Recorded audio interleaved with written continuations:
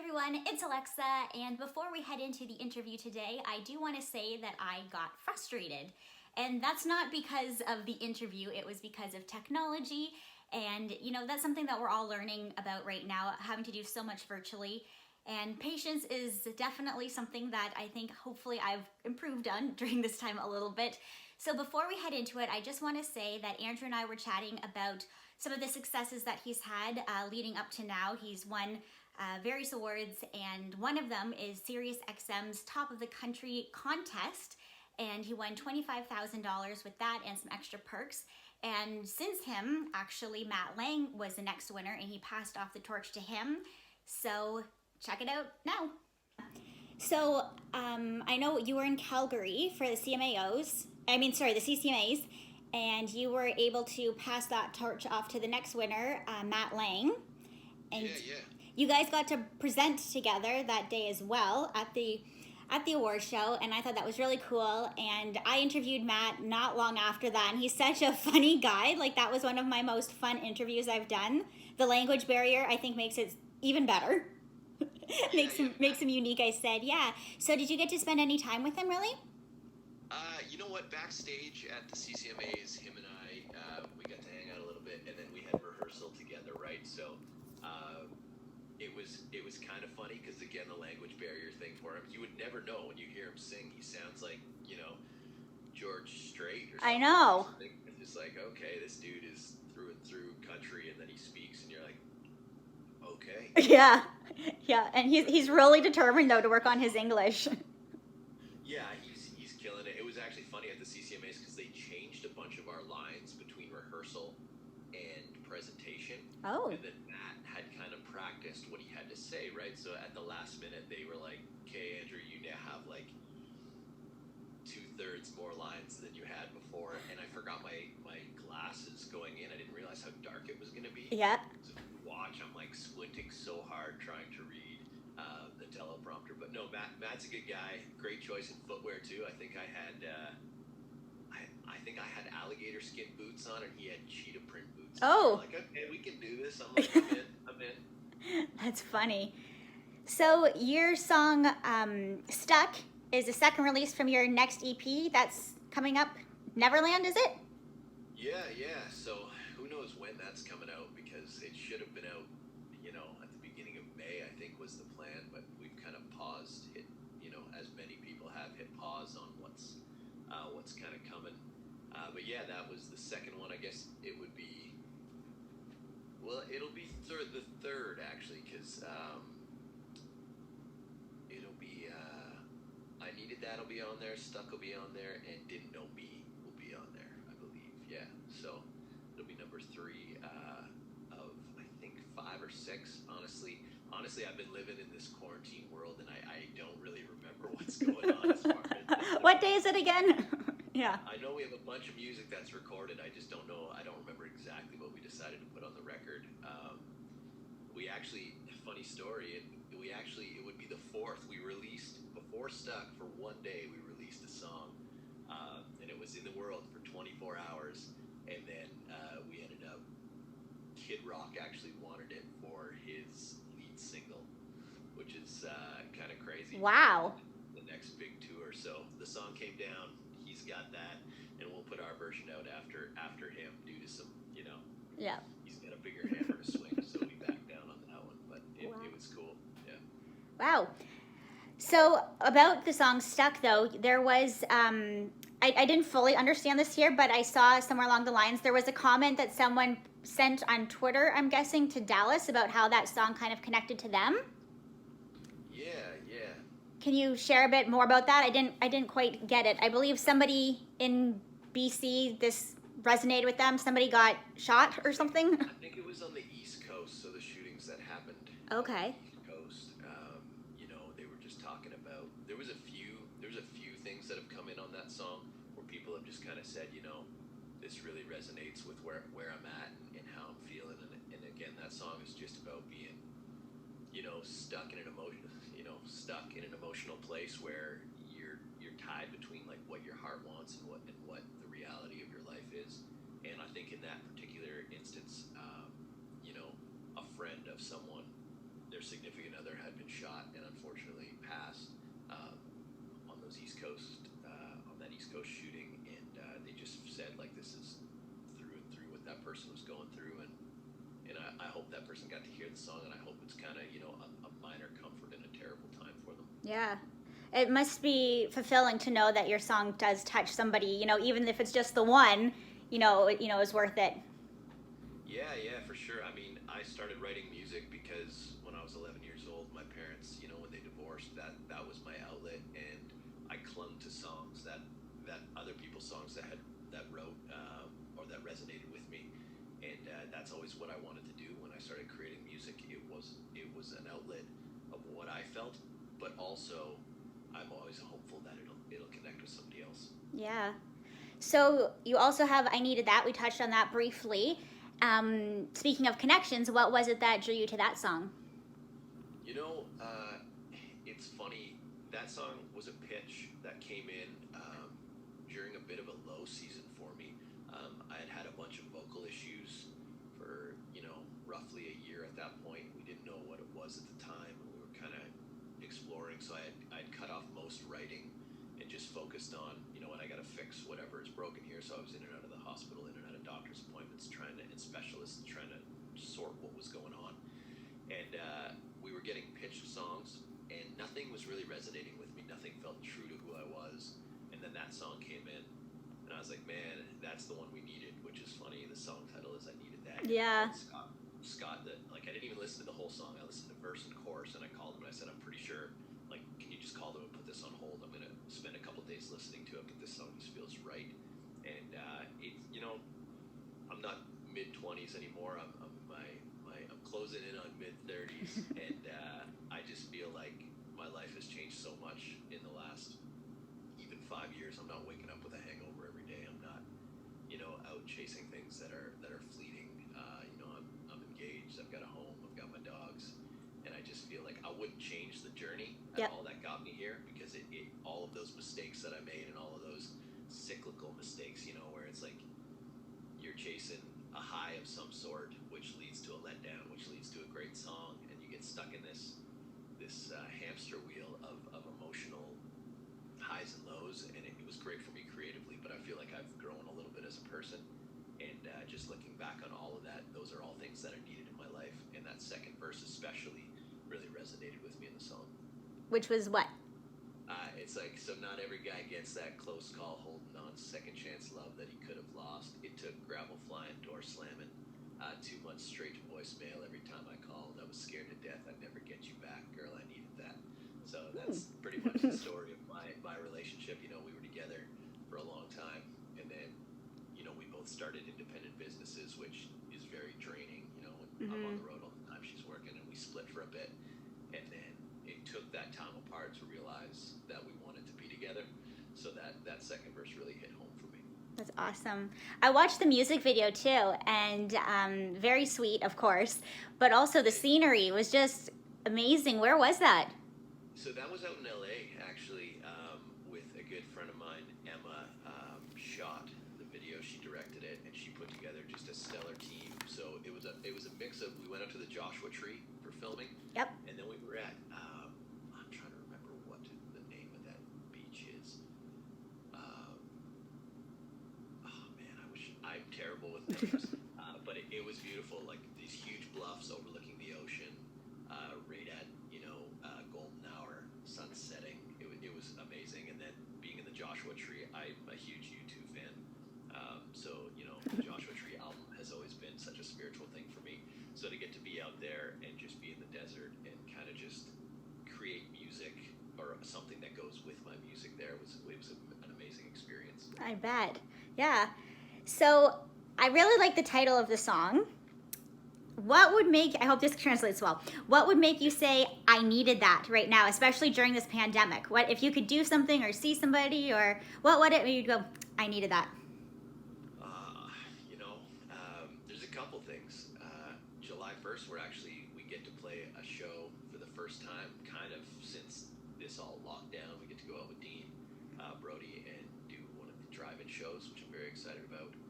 Dean's always been an amazing support for me. But that phone call was like one of those things where I was just like, man, I needed that. and I called all the guys in the band, and they were like, "Hell yeah, we need this right now." So we're really excited to do that. I mean, other than that, like, music is my life. So it would be nice if the scales of the world, the way they are, kept tipping and just got to a point where everyone is equal. At some point, I could use that in my life right now. But other than that, like, I've got everything I need. I got a fiance, I got a home, I got an amazing family, amazing friends, got a dog, 2 dogs that are great most of the time. And, my life is for all intents and purposes exactly how I imagined it, other than being, locked down. Yeah, exactly. Well, you've been pretty open on social media too about mental health. Yeah. And I think that's something, not many people with a platform will touch on. And you've been very open about it. Have you second guessed any of those posts? No, you know what? I've always kind of been a heart on my sleeve kind of human being, and I think it's really important. For, like I just said, for all intents and purposes, my life is exactly how I imagined it when I was 14 years old. I'm doing what I love every single day. I have an amazing significant other.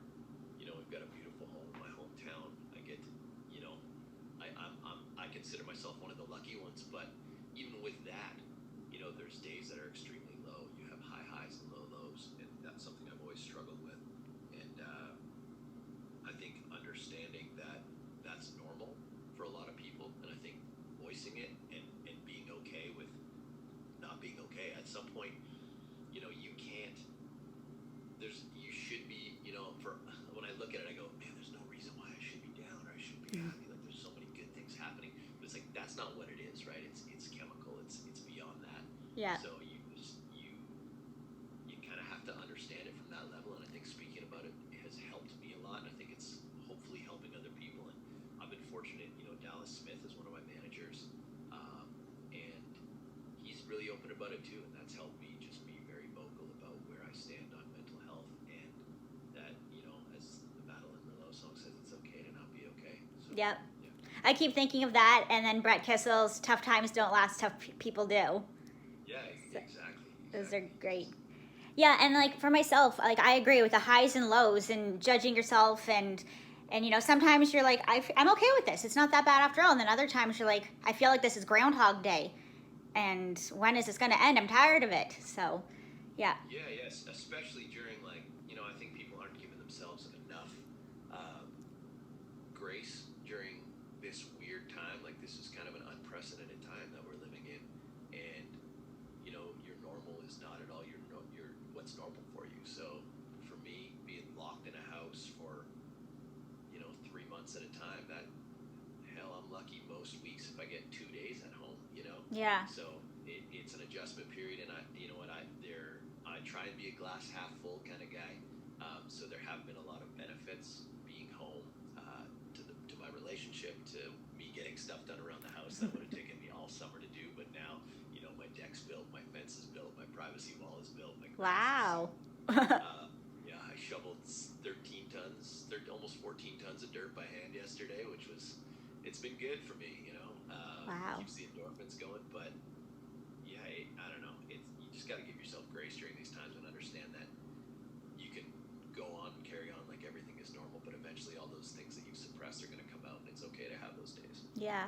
I was gonna say to you, what are you doing to help clear your head? But apparently, you've been doing lots of stuff. Yeah, I'm swinging a hammer like I used to do again, and I'm grumbling to myself as I do it, but it is therapeutic, just trying to build a little paradise here so that if the rest of the summer continues this way, we've got a place, and if it opens up a little more, I've got a place for friends and family. Yeah. And you must be I hope you feel very accomplished and proud of yourself for doing that. Like, I mean, it hasn't even been all of summer yet. Like, you do have a lot of summer to enjoy this. Yeah, and that's kind of the goal. Well, the main driving force is it kind of sucks for a lot of people that have weddings this year, right? Yes. My brother's wedding is supposed to be at the end of summer, and just due to everything, they've canceled it, and they're just going to get married on my deck. So I built this monster deck. It's like 1,024 square feet, 32 by 32, and I'm going to just run string lights from the top of my roof down to the privacy wall and just make it beautiful, and we'll just have a very small gathering and make it super intimate for them. I just want it to be awesome. awesome for them, right? Yeah, that's very nice. So Maren Morris recently posted about releasing a song during this time. Well, it wasn't quite during this time. It was the Bones, and she was nervous that she wasn't able to go out and perform it on tour and really give the song the I don't know what you would call it, but basically get out there and have it live up to its full potential. Yeah, to give it the foundation it needs. Yeah. So she was nervous about that, how she wasn't able to do it, but she actually got it to #1 and it stayed there for 15 weeks, and she is the first female in history to do that on the Hot Country Songs chart. And that was a big surprise for her. How do you feel about releasing songs during this time? It's a mixed bag for me because, obviously this is a career, so you want the songs to be as successful as possible because there's no way around it. The level of success you have on the chart correlates directly to your success as an artist in festivals and in show booking. But also, I think it's a time that, people need music more than anything. Like, we need music, not more than anything, but in addition to other things that bring us up and build us up. So we've tried to walk a line of, we have the single and we're working that, and it's a long haul right now because the world is different and radio has changed, and it would be nice to get out. We were on a tour supporting the single and that kind of disappeared, but we made a conscious choice with Stuck to put that out because we were like, this really fits the mood of what's happening for people right now, and it'll start a conversation. So yeah, it's hard. I'm split right down the middle about it because I want people to hear and I want people to be able to consume something that makes them feel good. But also, I would like to save some of it for when I can tour and be in arenas and have Yeah. So you are starting. You mentioned before you're going to do Canada Day with Dean Brody. How's that? What's all that about? What's the plan? Yeah, so we got a call about 3 weeks ago, and it's going to be one of the drive-in shows that are starting to pop up. I know Brett Kissel just did a bunch of them, and we got a message saying, "Hey, would you like to go out and open up for Dean at one of these drive-in shows?" And it'll actually be the first one in Ontario, which I'm excited to be a part of that. That's like a historical thing. It's definitely going to be different. It'll be like playing a concert to traffic, which is kind of funny. People honking their horns instead of cheering, but Yeah. I think it'll be good. And you know what? I'm super thankful.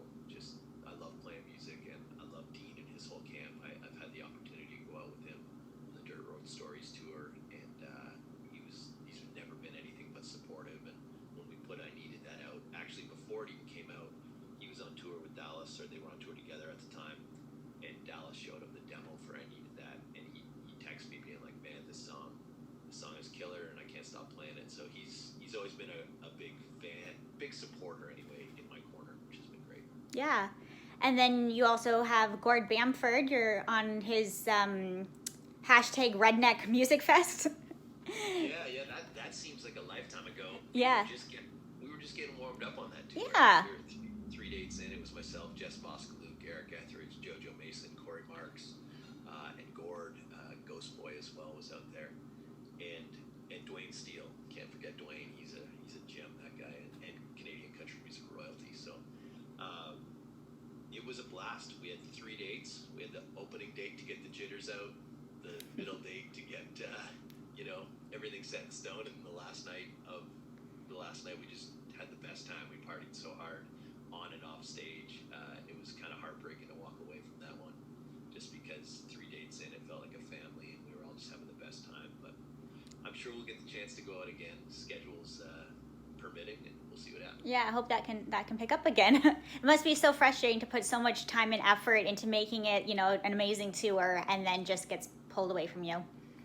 Yeah, like that. We shared a band on that, so that band, learned 2.5 hours of music and had it perfectly dialed in. We went through rehearsals, and mentally everybody prepares to be away from home because you have to switch something off in your head where you mentioned Groundhog Day earlier, and that's what it is, right? You just wake up every single day, and it's nonstop. And then we call it entry and re-entry. So you come home after that, and it takes a few weeks to adjust. So I was very confused as to what was happening in my life when I came home. I'm not normal now for at least 2 weeks. We've adjusted. That's funny. Yeah, so I hope you have, an awesome Canada Day. I'm sure you will, and it will definitely be a new experience, but it's got to be pretty exciting to have something to look forward to rather than performing to a screen and having like dead silence on the other end. Yeah, this right here has been my life for 3 months. Yeah, you know what? The biggest thing, I'm so excited to be on a stage with some of my best friends again and just see the band. Like, I love those guys like brothers, and we love playing music. Like, there is no, as soon as I mention it, I can't stop smiling. So I can't wait to get out and do it with those guys again. Yeah, for sure. Well, have a great time. It was nice chatting with you and meeting you. And Yes. cross fingers that we're heading into a more direct, positive direction in society right now. And in the meantime, can find a way to accommodate, basically, with these drive-in shows. Yeah. I think we're making strides, and I hope you're doing well too. I know it's a challenge for everybody. I can see you're looks like you're working from home right now. So Yep. hopefully I get to meet you in person at some point in time. And we Yep. get to, Hopefully the CCMAs in Hamilton are still a go. Yeah, who knows with that, right? I haven't even thought about that. I'm sure they've got probably plan A, B, and C. Yeah. Hopefully it happens, and we'll see if it does. If it doesn't, then next year it is. Yep. Sounds like a plan. Yeah. Sounds awesome. Well, it was a pleasure meeting you, and I hope you're staying healthy mentally and physically. Likewise. Thank you. Have a great day. And take care, Alexa. Bye.